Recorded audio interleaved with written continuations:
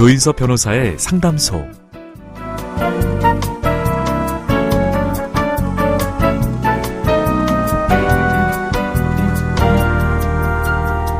아이언맨, 재력과 힘 모두 다 갖춘 이 영웅에게도 치명적인 약점이 있습니다. 평생 원자로를 가슴에 안고 살아야 한다는 건데요. 다행히 그에게는 연인과 친구들이 있습니다. 누구에게나 약한 모습 한 가지 정도는 있죠. 하지만 내 편이 되어주는 사람도 있습니다. 여러분은 누가 떠오르시나요? 오늘도 당신의 편이 되겠습니다. 조인섭 변호사의 상담소, 지금 바로 문을 열겠습니다. 저는 조인섭입니다.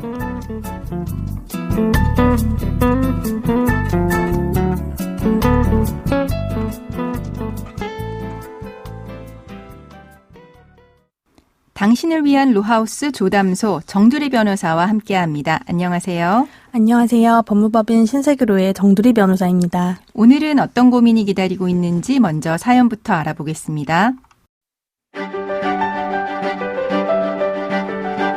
저는 남편을 전시회에서 처음 만났습니다. 남편은 젊고 유망한 사진작가였고 저는 그의 팬이었죠. 저희는 조금씩 가까워지다가 첫째 아이를 가지자마자 결혼하게 되었습니다. 저는 5년 동안 가정주부로 지내면서 남편을 내조했습니다. 2 아이를 낳았고 우리 부부는 행복하게 살았습니다. 그런데 시아버지가 돌아가신 뒤부터 상황이 급변하기 시작했습니다. 남편은 자신의 아버지가 돌아가시자 크게 상심했습니다. 시리에 빠져 있다가 촬영 때문에 해외에 다녀왔는데요. 서브 카메라에서 다른 여성과 바람핀 흔적을 발견했습니다. 우여곡절 끝에 저희는 협의 이혼을 했습니다. 이혼한 뒤에 저는 직업을 구해서 일했지만 제 월급은 2 아이를 키우기엔 너무나도 빠듯했습니다. 남편과는 연락이 닿지 않았습니다.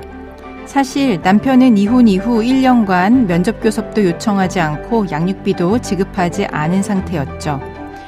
문득 남편과 이혼 협의 중에 했던 말이 떠올랐습니다. 남편은 아이들의 성과 본을 변경하고 싶으면 하라고 말한 적이 있습니다. 요즘 아이들은 성과 본을 바꾸고 싶어 합니다. 생모인 제가 아이들을 계속 양육해야 할 상황이라서 제 성과 본을 따라야 행복하게 살 수 있다라고 생각을 합니다. 성본 변경이 가능할까요?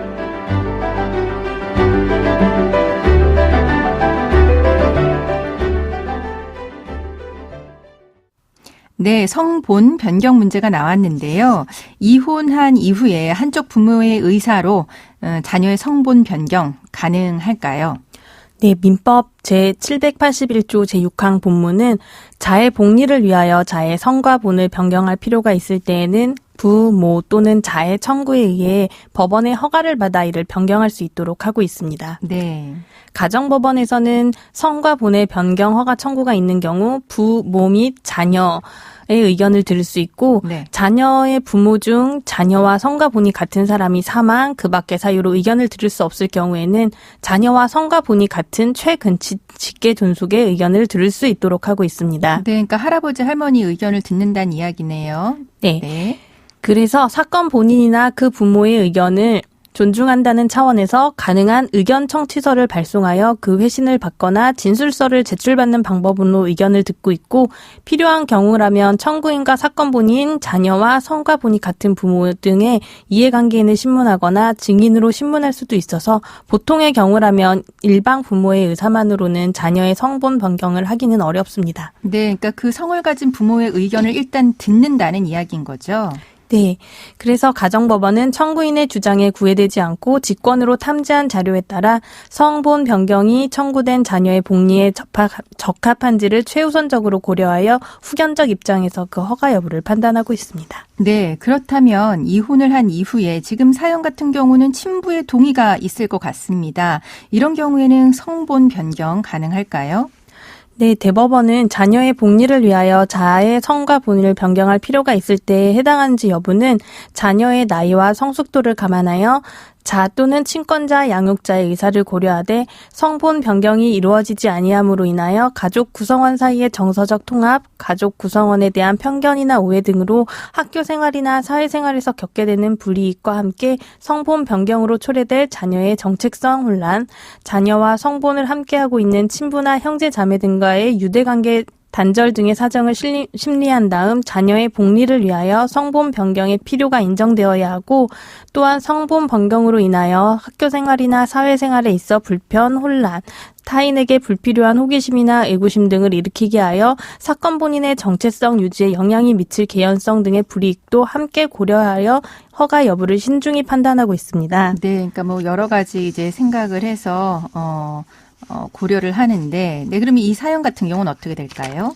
네, 사연자 분과 같은 경우에는 사실 보통 친부의 동의가 있다고 하면 성본 변경 허가가 많이 이루어지는 경향이 있습니다. 네. 다만 대법원에서 최근에 사건 본인들이 5세, 7세 남짓의 유아들로서 성과 본이 가지는 의미나 친가와 외가 등의 가족관계 속에서 형성되는 자신의 정체성에 대한 진지한 인식과 고민을 할 수 있기에 아직 어린 나이라는 점, 현 단계에서 사건 본인들의 성과 본을 친모의 그것으로 변경할 이유를 찾기 어렵다는 점을 들어서 기각한 사례가 있었습니다. 네, 사실 이 성본 변경 제도가 처음 이제 도입이 됐을 때는 어머니 성본 변경으로 바꾸는 게 어렵지는 않았어요. 하지만 이제 재혼 가정이 많아지고 또 재혼에서 이혼이 또 이루어지고 이러면서 성본 변경을 좀 법원에서 더 신중하게 판단을 하고 있는 것 같긴 합니다.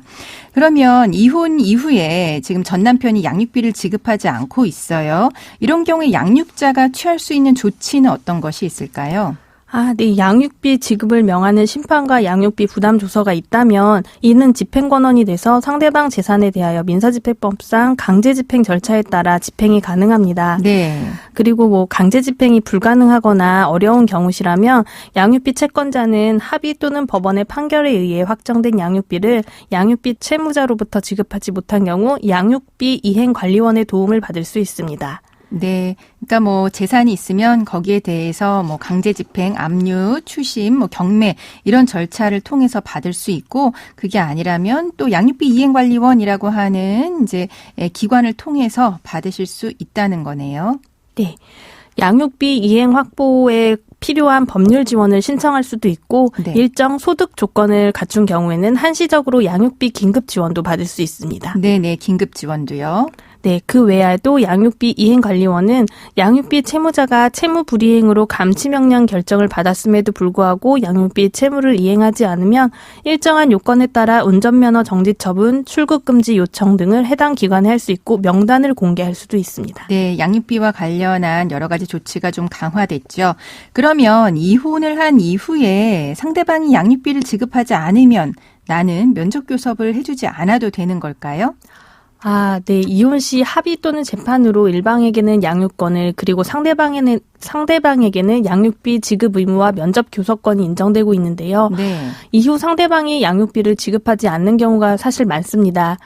원칙적으로는 양육비는 이혼 급부로서 지급되는 것이 아니라 자해 복리를 위하여 지급되는 것이고 면접교섭 역시 부모와 자녀의 유대관계 등 자녀의 복리 관점에서 인정되는 것이어서 어느 한쪽이 의무를 이행하지 아니하였다고 해서 다른 의무를 제한할 수는 없을 것인데요. 네. 그래서 양육비 지급이 없더라도 원칙적으로는 면접교섭을 해주어야 합니다.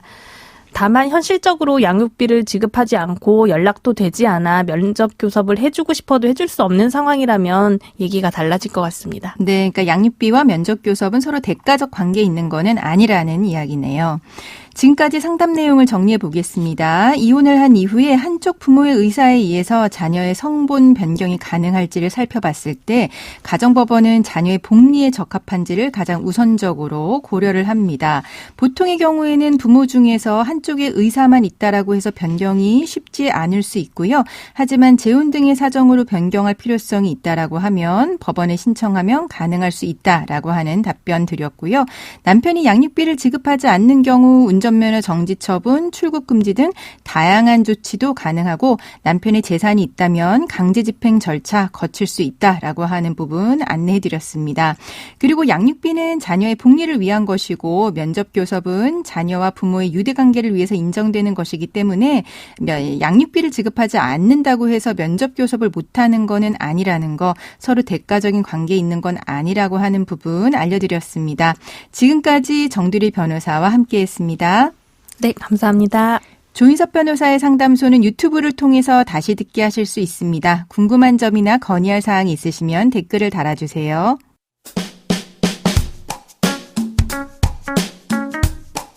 알아두면 쓸데있는 법률 이야기 알쓸법 시간입니다.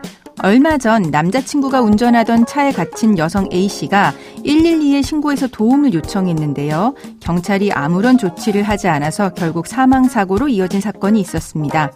유족은 국가를 상대로 3억 원대 손해배상 청구 소송을 제기했는데요. 경찰이 출동하지 않았던 이유는 뭐였을까요?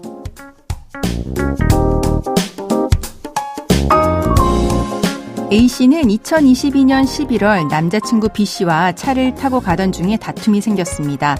B씨가 고속도로로 진입하자 A씨는 납치되었다면서 경찰에 신고했는데요. 옆에 있던 B씨는 안 오셔도 돼요. 저 여자 술에 취해서 라고 말하고 전화를 끊었습니다. 경찰은 당시 출동하지 않았고 이후 두 사람은 버스 정류장에 있는 고속도로 갓길에 차를 세우고 서로의 뺨을 때리는 등 다툼을 이어나갔습니다. 만취 상태였던 A씨는 차에서 내려서 고속도로를 지나는 택시를 잡아 세우는 등 위험한 행동을 계속했고 B씨는 A씨의 행동을 말렸지만 A씨는 결국 고속도로를 횡단하다가 지나던 차량에 부딪혀 숨졌는데요. 해당 사건으로 B씨는 과실치사 혐의로 기소됐지만 1심 재판부는 무죄를 선고했습니다. 그런데 그 과실치사 재판 과정에서 112 신고를 받은 경찰이 출동하지 않은 이유가 드러났는데요. 코드 4로 분류했던 겁니다. 코드 4는 5단계 신고 분류 체계 중에서 가장 낮은 단계로 긴급성이 없는 민원 상담 신고에 해당하는데요. 이 기준에 따라서 출동 지령도 내리지 않은 겁니다. A씨 유족은 당시 해당 신고를 비출동 종결 대상으로 판단해서 현장 조치 없이 종결 처리한 경찰의 무시가 결국 사망사고로 이어졌다라고 주장하면서 국가를 상대로 3억 원대 손해배상 청구 소송을 제기한 상태입니다. 조인섭 변호사의 상담소, 조담소는 언제나 당신과 함께합니다. 끝곡으로 비지스의 나이트 피버 들려드리면서 저는 이만 인사드립니다. 지금까지 로이어 조인섭이었습니다.